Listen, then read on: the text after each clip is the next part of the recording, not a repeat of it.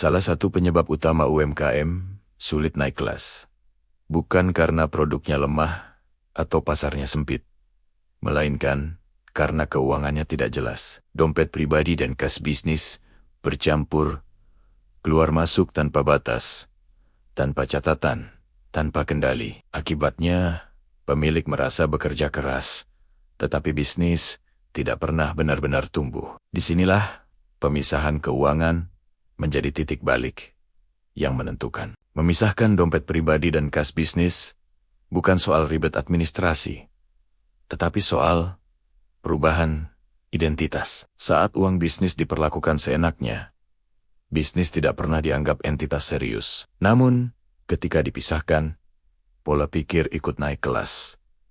Dari usaha sampingan menjadi aset produktif. Ini pergeseran mental yang sangat krusial. Langkah pertama adalah menetapkan gaji pemilik. Sekecil apapun, harus jelas. Banyak pelaku UMKM mengambil uang bisnis kapan saja.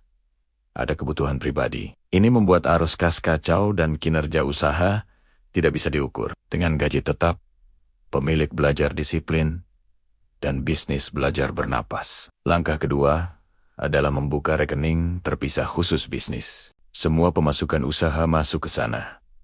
Semua biaya usaha keluar dari sana, tanpa pengecualian. Ini langkah sederhana, tetapi dampaknya besar. Dari sini, laporan keuangan mulai terbentuk.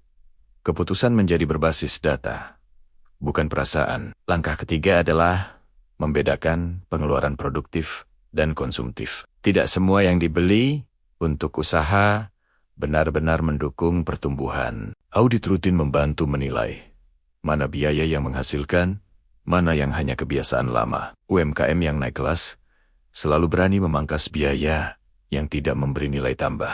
Dalam perspektif syariah, pemisahan ini adalah bentuk amanah. Harta bisnis memiliki hak dan tanggung jawab sendiri, termasuk kewajiban zakat dan pembagian hasil jika ada mitra. Kejelasan keuangan mencegah kezaliman, baik pada diri sendiri maupun pada pihak lain. Kesalahan umum adalah menunda pemisahan sampai bisnis cukup besar.